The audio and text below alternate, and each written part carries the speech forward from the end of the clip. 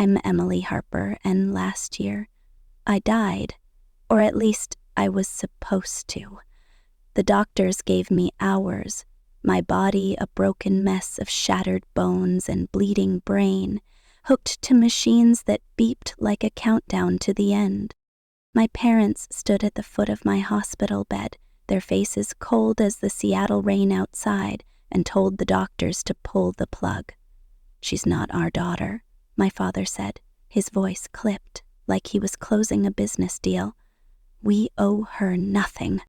My mother didn't even look at me, just checked her phone, probably calculating how fast they could claim my aunt's estate. A week later, they showed up at Aunt Clara's mansion with my sister Lauren, ready to divide the spoils. But I wasn't dead, and I'd left them a letter, one that tore their perfect world apart. It's funny how you can grow up in a house that looks like it belongs on a postcard and still feel like a stranger. Our waterfront home in Seattle had it all: floor-to-ceiling windows with views of Puget Sound, a kitchen straight out of Architectural Digest, a driveway lined with Audis and BMW. My parents, David and Susan Harper, were the kind of people who threw 4th of July barbecues that made the neighbors jealous, with fireworks and catered lobster rolls.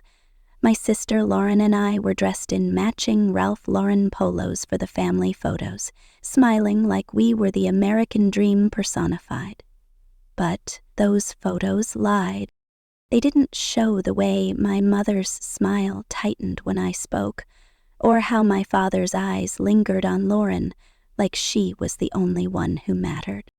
I was 6 when I first felt it, that sharp pang of being different. Lauren had just won a ribbon at her ballet recital, and the living room was a shrine to her triumph. Flowers, balloons, a cake with her name in pink frosting.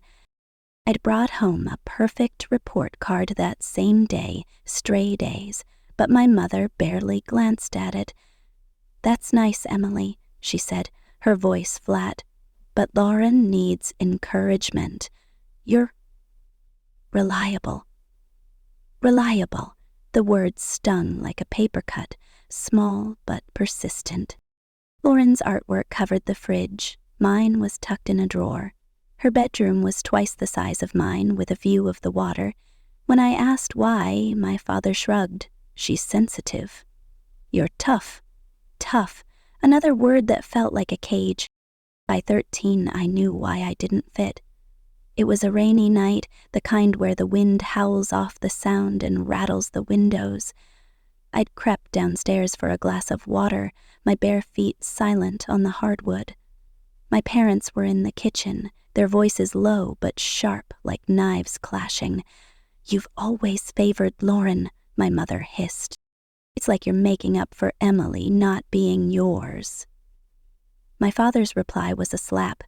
"She's not yours either, Susan. We agreed when we took her, no favorites." The glass slipped from my hand, shattering on the floor. The arguing stopped. I bolted back to my room, heart pounding, and burrowed under the covers, pretending to sleep when my mother checked on me. Adopted. The word explained everything. My curly brown hair against their straight blonde, my hazel eyes against their blue. The way I was always just outside their circle of love. The next morning, I waited for them to say something, to explain, to tell me I was still theirs. They didn't. At breakfast, I summoned every ounce of courage and said, "I heard you last night. I know I'm adopted." My father's newspaper didn't even lower. My mother paused, coffee mug halfway to her lips, then gave me that smile, the one that never reached her eyes. "Don't be ridiculous, Emily. You must have been dreaming." And that was it. No truth, no comfort, just gaslighting over scrambled eggs. I learned then that in our house, appearances trumped everything. The Harpers were Seattle's golden family, and I was expected to play my part, no questions asked. So I did. I threw myself into being perfect, thinking if I could just be good enough, they'd love me. I aced every test, captained the debate team, got a full ride to the University of Washington. By 25, I was an investigative journalist at the Seattle Times, breaking stories that landed corrupt politicians in jail and earned me a Pulitzer nomination. My parents showed up to my award ceremonies, of course.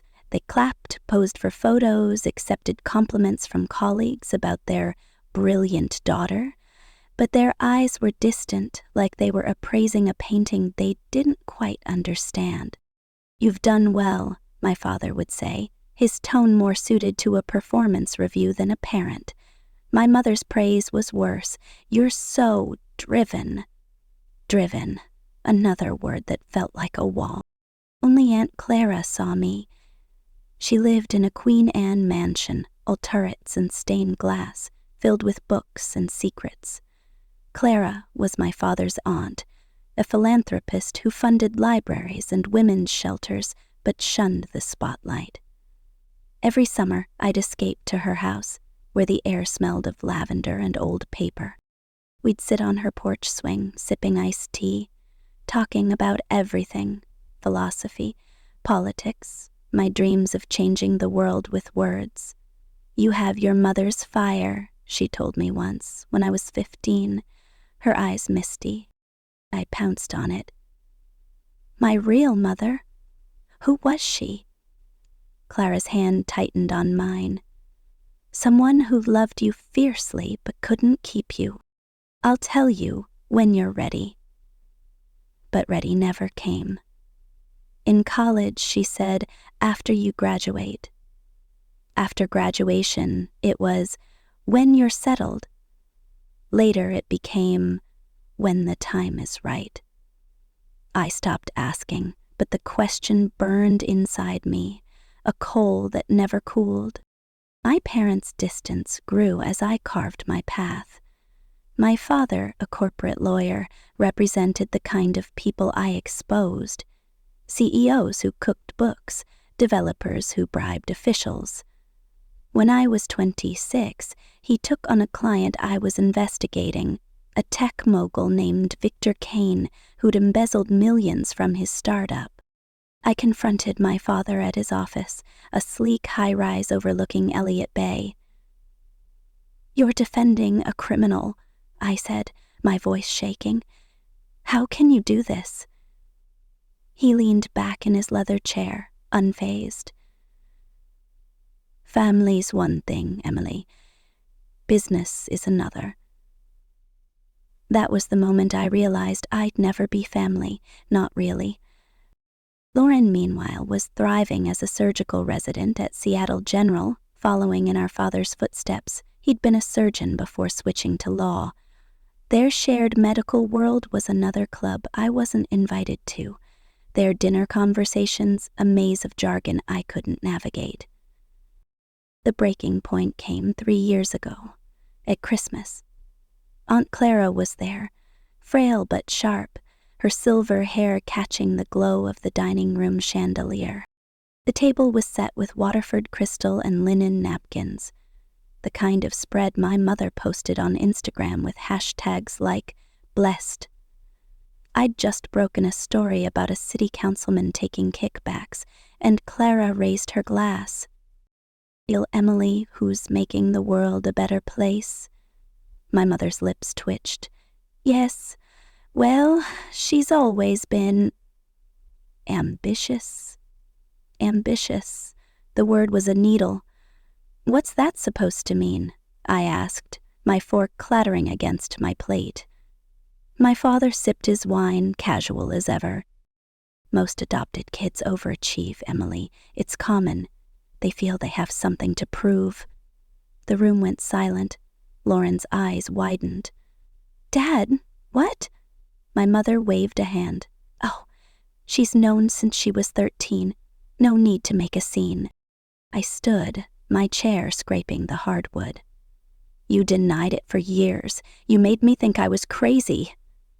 My father's voice was smooth, like he was in court. "We gave you stability, Emily, a home, the best schools, every opportunity. My mother's eyes were cold. Most adopted children would be grateful. Clara slammed her hand on the table. "Enough, Susan!" But it wasn't enough. 20 years of being the outsider, of chasing love that was always out of reach, spilled out.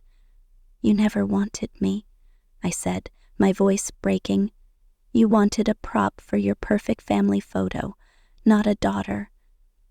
I left that night, changed my number, moved to a loft in Capitol Hill.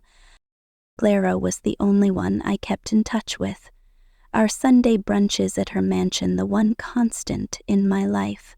"They love you," she'd insist, her voice soft.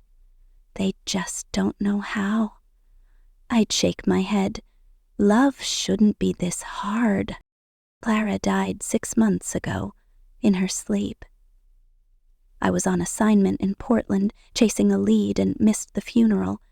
My parents didn't bother to tell me. I found out through a lawyer's letter informing me Clara had left me her mansion and most of her estate, millions in assets.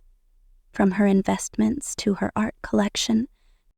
I never got to hear the truth about my birth mother from her lips, but fate had a way of ripping secrets open, and it started with the night I almost died.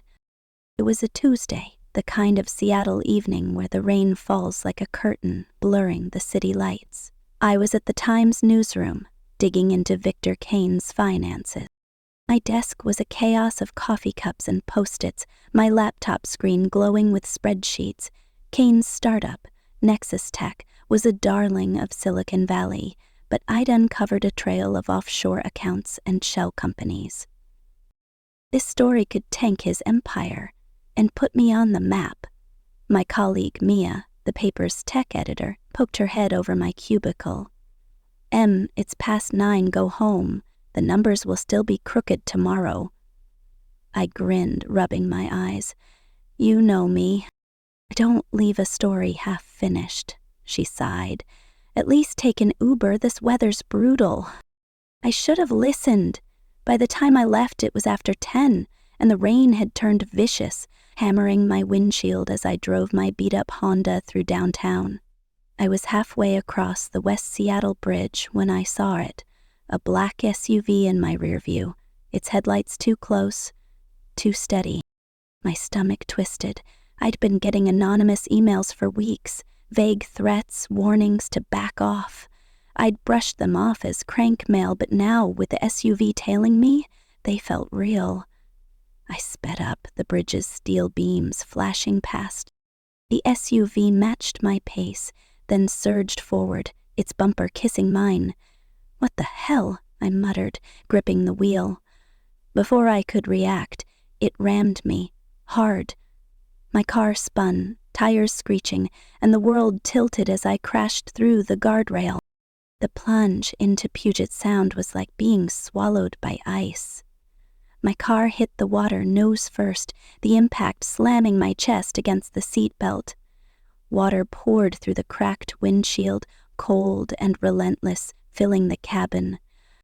I fumbled with my seatbelt, my fingers numb, my lungs screaming. The belt clicked free, but the door wouldn't budge, the pressure too strong. Panic clawed at me as the car sank deeper, the city lights fading above. I pounded the window, my vision spotting, until I remembered the emergency tool in my glove box, a tiny hammer for breaking glass. It grabbed it, swung with everything I had, and the window shattered. Water rushed in, dragging me out into the black. I don't remember reaching the surface, only the burn of salt in my throat and the distant wail of sirens.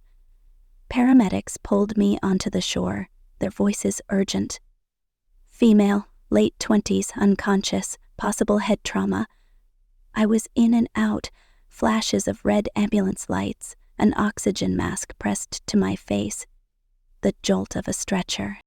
At Harborview Medical Center, they cut away my clothes, their hands moving fast. Traumatic brain injury, multiple fractures, a doctor said. We're inducing a coma to control swelling. I wanted to scream, to tell them I was still here, but my body was a prison, my mind trapped in darkness. I don't know how much time passed. Hours, maybe. Days. When I heard them. My parents' voices low and clinical, like they were discussing a contract. "What's her status?" my father asked. A doctor, her tone clipped, answered. "Critical. Intracranial pressure is stable for now, but she needs surgery for the orbital fracture and ribs. We need authorization." My mother's voice was sharp, impatient. "There's been a misunderstanding. Emily isn't our daughter." The doctor paused. "She has you listed as emergency contacts." My father cut in, smooth as ever. "She was adopted, informally." "No legal papers. She's not our responsibility." My mother's words were a blade. "We owe her nothing. Isn't there a state fund for cases like this?" I was conscious, but not in the way you'd think. I couldn't move, couldn't open my eyes. But I heard every word, felt every syllable like a punch. They were leaving me to die. The doctor's voice hardened. "Without authorization, we'll proceed under emergency provisions. Nurse, document this in Contact Legal." Footsteps, a door closing, and they were gone. I wanted to scream, to claw my way out of my broken body, but I was trapped, drowning in their betrayal as much as I'd nearly drowned in the sound. Nurse Rachel Carter saved me. Her voice became my anchor, soft and steady, cutting through the fog of my coma. "Hey, Emily, it's Rachel. You're doing great, okay? Just hang in there." She'd talk to me during her shifts about the rain outside, the Mariners' losing streak, her dog's obsession with tennis balls.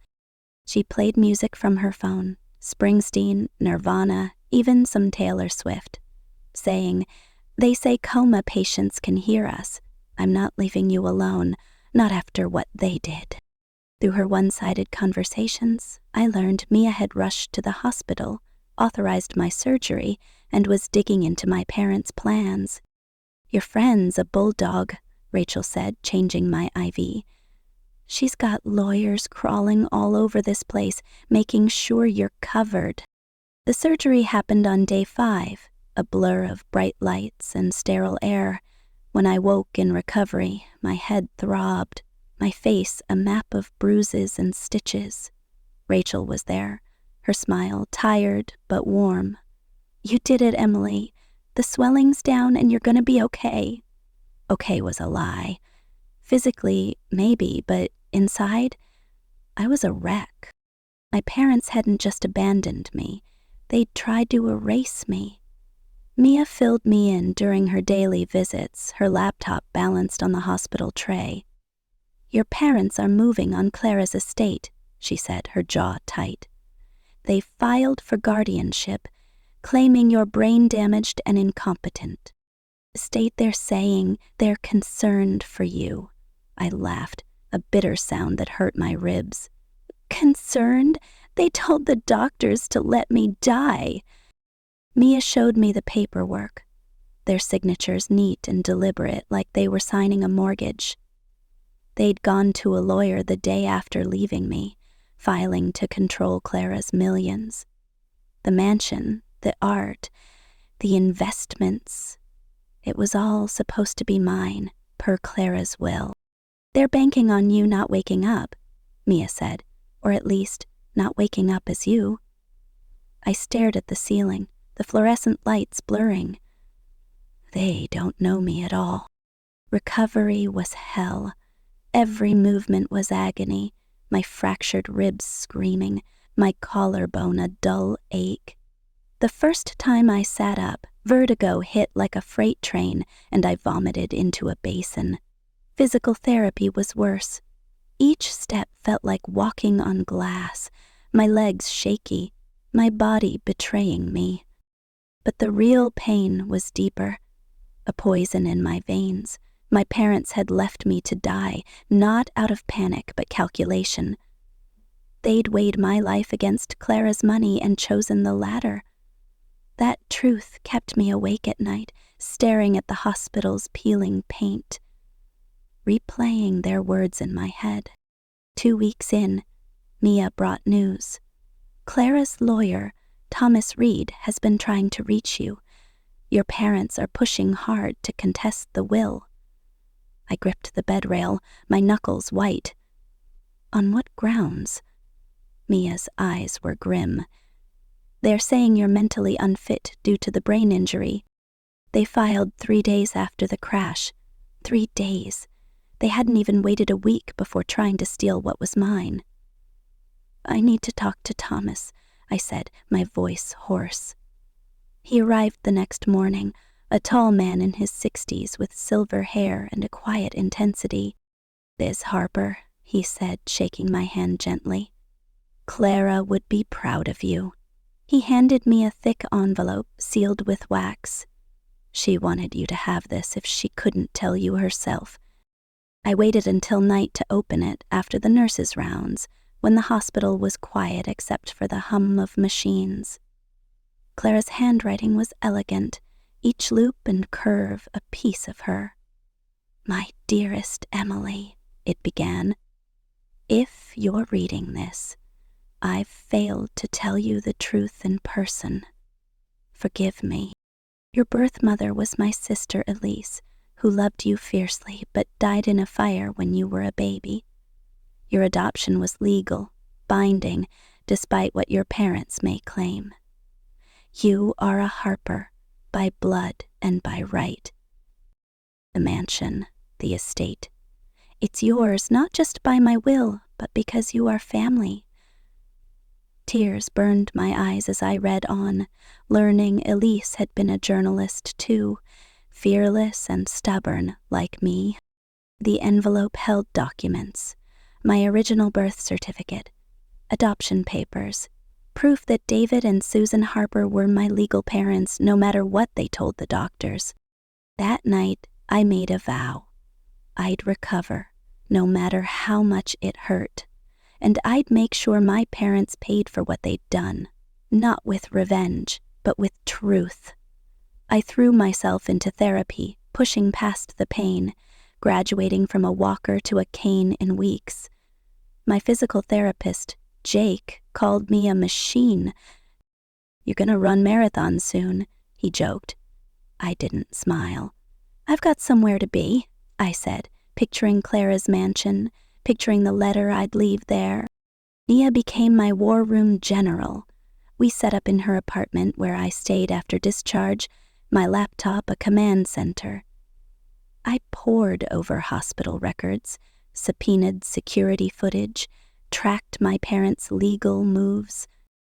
They were relentless, bribing a judge to delay probate, spreading lies about my instability. I hired a security firm to lock down Clara's mansion, changing every bolt, installing cameras that fed to a secure cloud. "You'll see anyone who steps foot inside," the consultant said. I nodded. "Good. I want everything recorded." The letter was the hardest part. I wrote it 20 times, each draft angrier than the last, until I realized anger wasn't the point. It was about clarity, about saying what they'd never let me say. I detailed their neglect, their lies about my adoption, their hospital betrayal. He included copies of the footage, grainy but damning, their voices clear. "She's not our daughter. We owe her nothing." I added Clara's documents, proof of my legal status, but the last paragraph was for me. "I forgive you, not because you deserve it, but because I deserve peace. I release you from my life and myself from yours. I am whole without you." I sealed it in an envelope, my hands steady, and gave it to Thomas to place in the mansion. The plan was set. My parents had scheduled a visit to Clara's house, claiming they wanted family heirlooms. Thomas called me. "They're coming Saturday, 2 p.m. Lauren's with them." Lauren. I hadn't spoken to my sister since that Christmas. Didn't know if she was complicit or just clueless.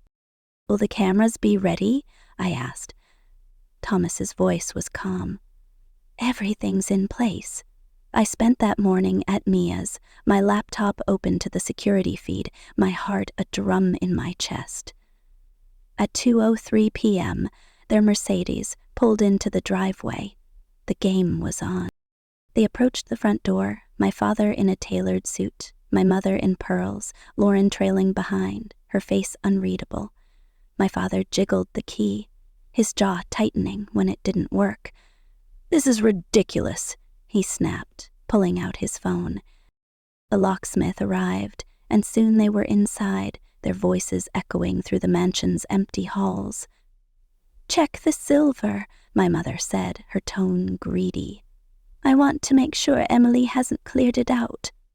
Lauren's voice was quiet. "We're here for Dad's stuff, Mom, not to shop." My mother's laugh was sharp. "Don't be naive. She's not waking up. This is ours." They moved to the dining room, where the letter waited on the mahogany table, my name scrawled across it in Clara's script. Thomas had copied her handwriting from an old card. My father picked it up, frowning. "It's for Emily." My mother snatched it, tearing it open. Her face went white as she read, her hands shaking. "What is it?"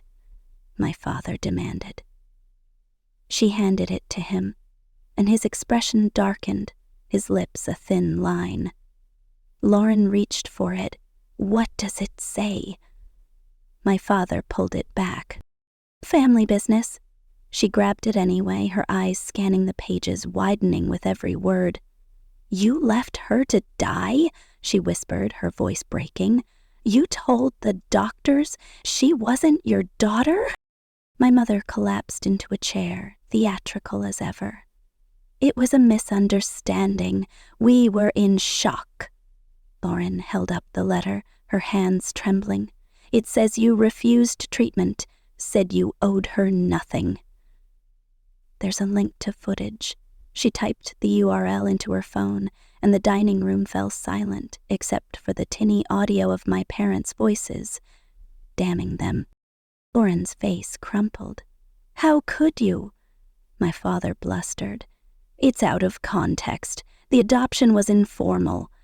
Lauren brandished the documents. "These say it was legal. You lied. You abandoned her." The argument exploded, Lauren's voice rising, my parents deflecting, their lies unraveling. Lauren stormed out, clutching the letter, vowing to cut them off. My parents stayed, plotting damage control, calling their lawyer, searching for valuables to claim. I watched it all, my heart pounding, knowing this was just the beginning. They thought they could bury me, but I was alive, and I was coming for everything they'd tried to take. I closed the laptop, my hands steady. Mia looked at me, her eyes fierce. "What now?" I leaned back, the Seattle skyline glittering outside. "Now, we finish it." The letter had done its work, cracking their facade, but the real fight was ahead. My parents wouldn't stop. They'd sue, manipulate, rewrite history. Lauren might be an ally, or she might buckle under their pressure. And somewhere out there, Victor Kane was still watching, his threats a shadow I couldn't shake. But I wasn't the girl who drowned in Puget Sound. I was Emily Harper, and I was done playing their game.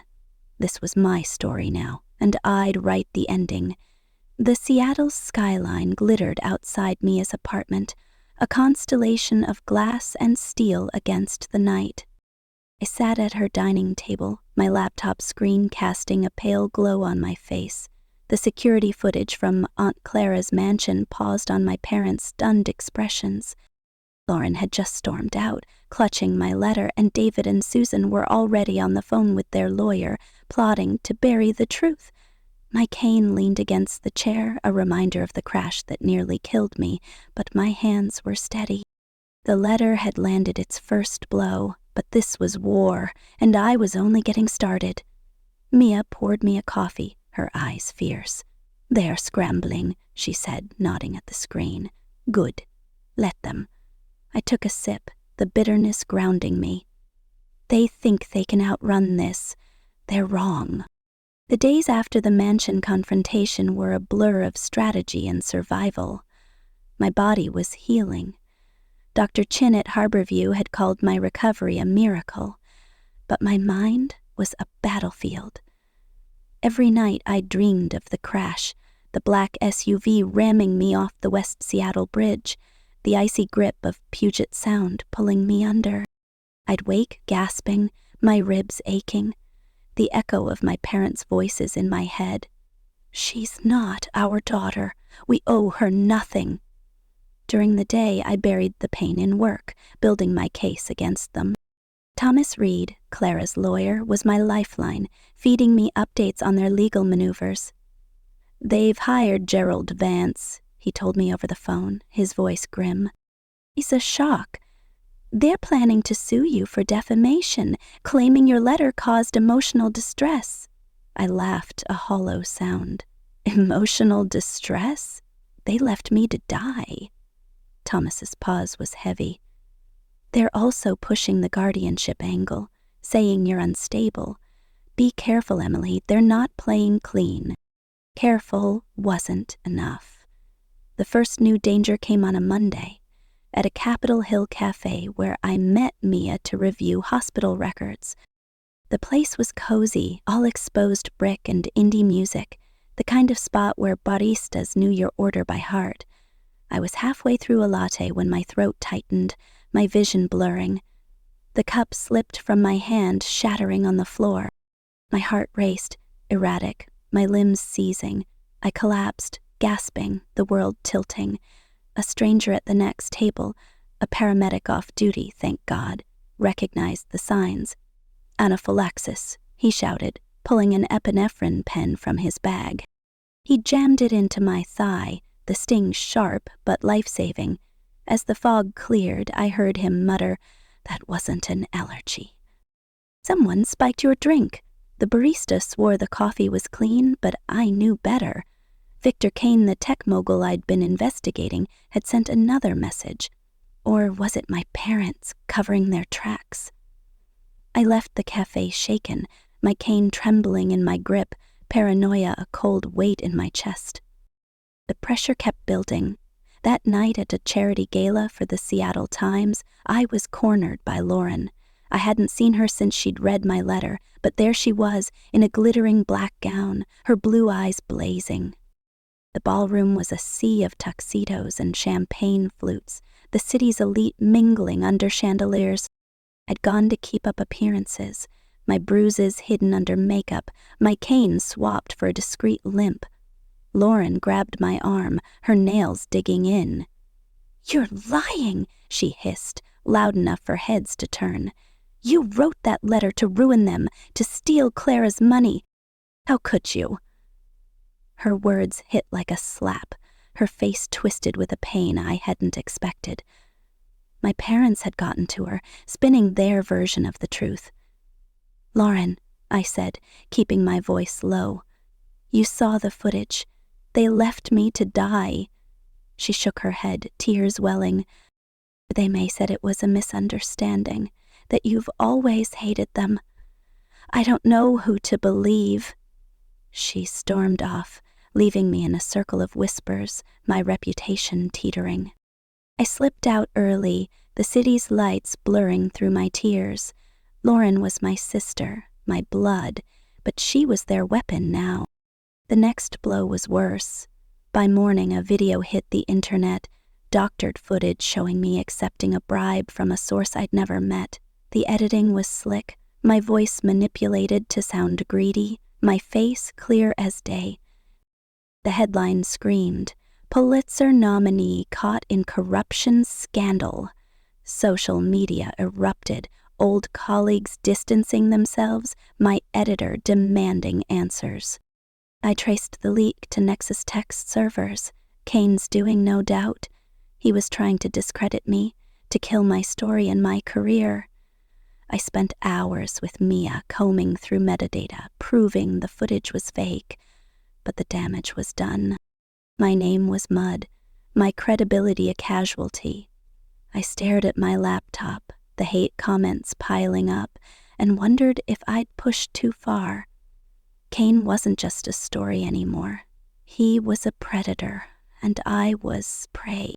The third danger came during a team-building retreat with the Times staff, a desperate attempt to clear my head.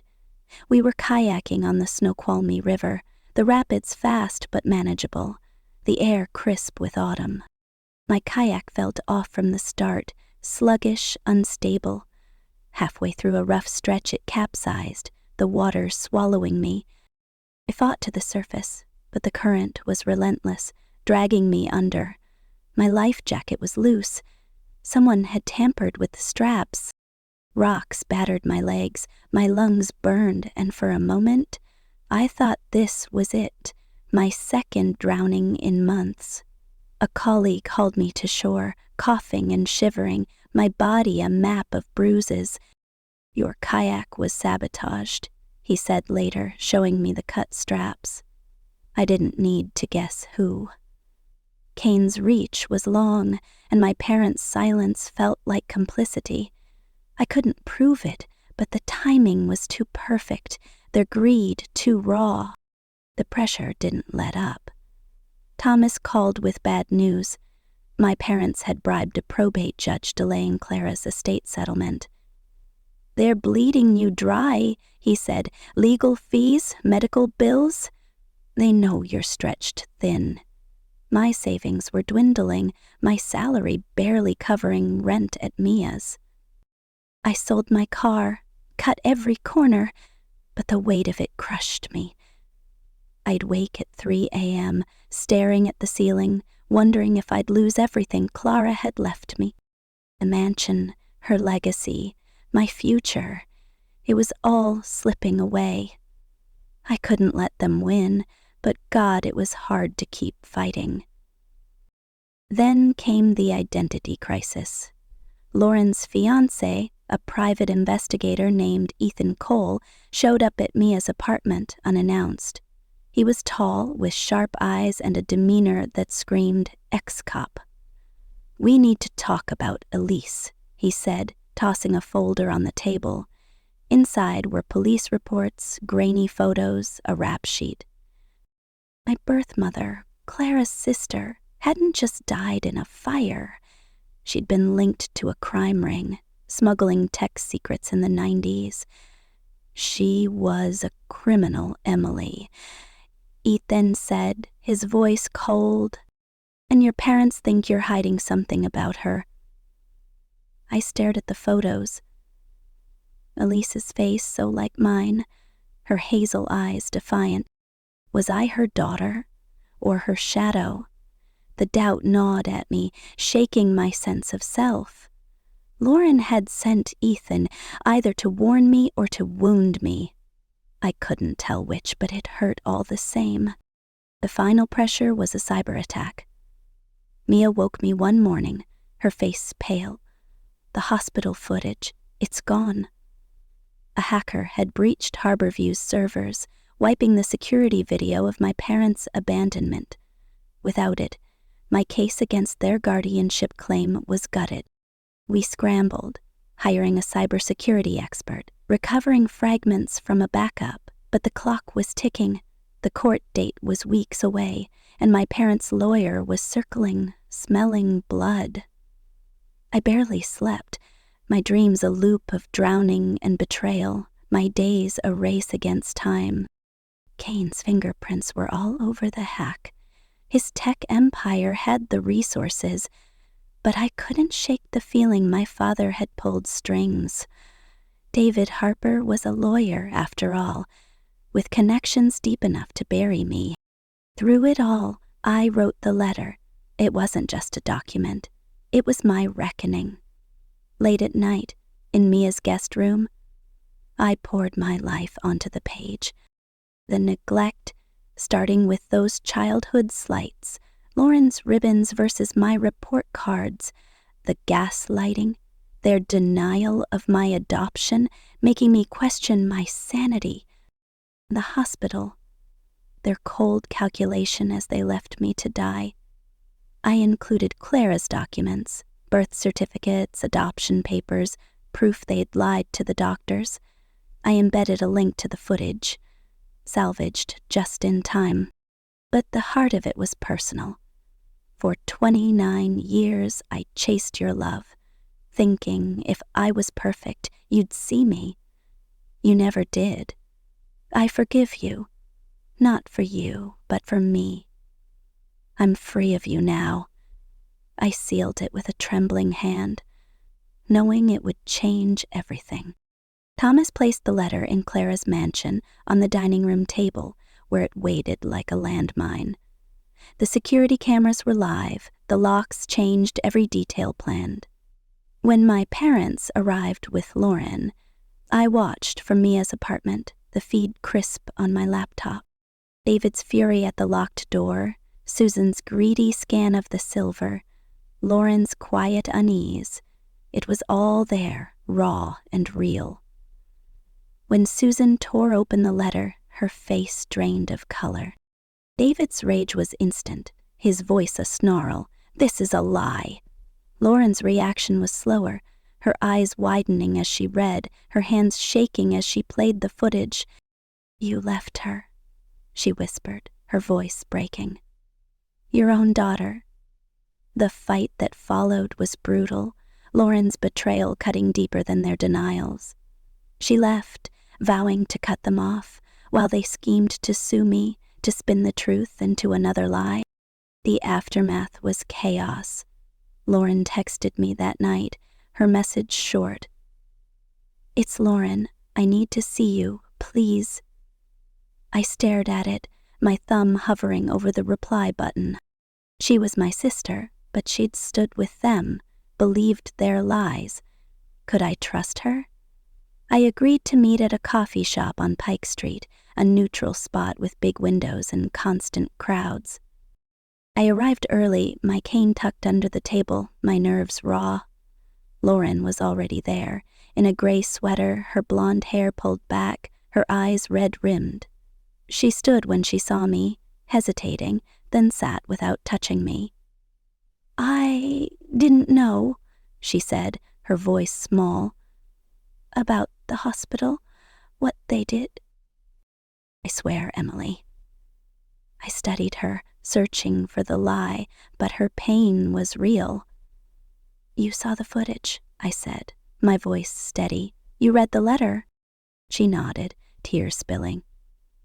"I thought they were, I don't know, stressed, confused, but they meant it. They left you to die." The conversation was a tightrope. I told her about the crash, the coma, the way their voices had haunted me. She listened, her hands twisting her napkin into knots. "I noticed they treated you differently," she admitted. "I thought it was because you were older, stronger. I never thought." Her voice broke. "You're my sister, Emily. I should have seen it." I wanted to believe her, but 29 years of being second best made trust hard. "What do you want, Lauren?" I asked, blunt. She flinched. "To be your sister again. To make this right." I leaned back, the coffee cooling between us. "You stood with them at the gala. You called me a liar in front of everyone." Her face crumpled. "They told me you were after Clara's money, that you'd twisted everything. I was wrong. I'm sorry." I pulled out my phone, opened the letter, and read it aloud. "Dear David and Susan," I began, my voice low but firm. "I'm not calling you Mom and Dad anymore. Parents protect their children, love them unconditionally. You did neither." I read every word, the neglect, the lies, the hospital betrayal, the forgiveness I offered for my own sake. Lauren cried silently, her shoulders shaking. When I finished, she whispered, "That's the bravest thing I've ever heard, and the saddest." I put the phone away, my chest tight. It had to be said. She nodded, wiping her eyes. They're calling me, leaving voicemails, saying they're worried about you. It's all a lie. I met her gaze. They live in a world where they're always the heroes. I'm done playing along. The legal fight escalated. Thomas filed motions to block the guardianship, using the recovered footage as a sledgehammer. The judge, untainted by bribes, ruled in my favor, awarding me Clara's estate, the mansion, the millions, the legacy. My parents didn't stop. They filed a lawsuit, claiming my letter and footage caused them severe emotional distress. It was laughable, but Gerald Vance was relentless, dragging my name through the mud. The case made headlines. Seattle couple sues daughter over damning letter. Old friends turned away, my parents' country club allies whispering about my ingratitude. I kept my head down, focusing on my nonprofit, a fledgling organization to support adoptees funded by Clara's estate. It was my way of turning pain into purpose, of building something they couldn't touch. The final danger came late, unexpected. I was at Clara's mansion, sorting through her books, when the lights flickered. A creak echoed from the foyer, too deliberate to be the house settling. I grabbed my cane, my pulse racing, and crept toward the sound. A shadow moved in the hallway. A man in black, his face masked. "You should have stayed down," he growled, lunging. I swung my cane, catching his knee, and ran for the panic room Clara had installed. He was fast, his hand grazing my arm before I slammed the door, locking it. I hit the alarm, the sirens blaring, and watched on the security feed as he fled. The police found no prints, but I knew it was Kane's work, or my parents', desperate to silence me before the lawsuit went to trial. The trial was a circus, broadcast on local news. Vance painted me as a vengeful daughter, twisting my letter into a weapon. Thomas countered with the footage, playing it in court, my parents' voices filling the room. "She's not our daughter." The jury's faces hardened, the judge's gavel swift. The case was dismissed with prejudice, the ruling clear. Truth wasn't defamation. The judge's opinion was scathing, noting my parents had abandoned me in my hour of greatest need, and now sought to punish me for exposing it. The story went viral, their social empire collapsing.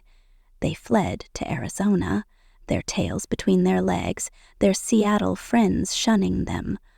I watched the news from Clara's porch swing, a glass of wine in hand, feeling not triumph, but release. Lauren reached out again, her voice tentative over the phone. "They're trying to contest the adoption now," she said. "They're saying Clara coerced them, that they never wanted you." The words should have hurt, but I was numb to their cruelty. "Let them try," I said. "The papers are ironclad." She paused. "I moved out." I'm at a friend's. "I can't be near them," I heard the crack in her voice, the loss of the parents she'd thought she knew. "Clara's mansion is big," I said, surprising myself. "The east wing's empty, if you want it." She gasped. "Really?" I smiled, small but real. "Small steps, Lauren. We'll see." We moved in together, awkward at first, navigating old wounds. She'd leave takeout on the counter when I worked late. I'd help her prep for surgical boards. One night, we binged a trashy reality show, laughing until we cried, and I realized we were building something new, not as daughters of David and Susan, but as sisters by choice. Mia and Rachel became regulars at the mansion, Thomas joining us for Sunday brunches, a tradition carried from Clara. My nonprofit grew, helping adoptees find their voices, their families, their truths. I called it Firelight, after Elise, whose fire had shaped me. The curiosity lingered, threads I couldn't pull without unraveling more. Who set the fire that killed Elise? The police reports were vague, the arsonist never caught. Did my father know Kane? Their paths crossing in Seattle's elite circles. Clara's mansion held secrets, locked drawers, hidden panels I hadn't explored. Would Lauren stay loyal, or would our parents' lies pull her back? And Kane? Was he still out there, his empire bruised but not broken, waiting for another shot? I didn't have answers, but I had something better. A life I'd chosen, a family I'd built. The healing moment came a year after the crash, at a dinner in Clara's dining room. The table was set with her old china, the room warm with candlelight. Mia was there with her girlfriend, Rachel with her wife, Thomas with a bottle of champagne.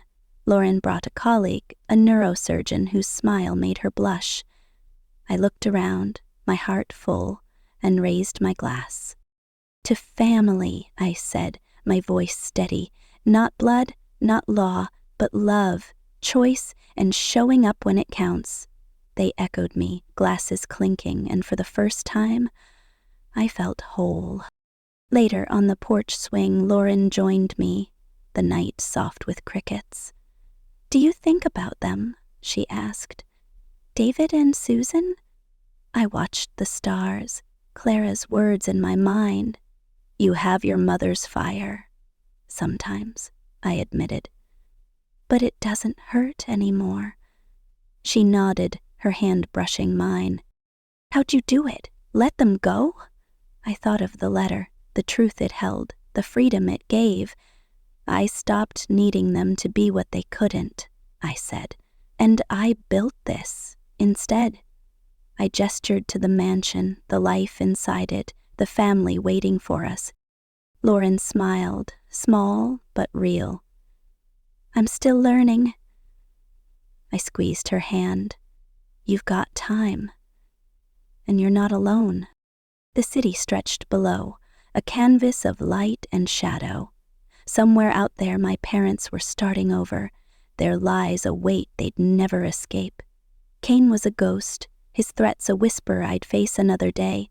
But here, in Clara's house, with Lauren beside me, I was free. The letter had been my weapon, my release, my truth. It had nearly cost me everything, but it had given me more, a life defined not by their rejection, but by my resilience, my fire, my choice,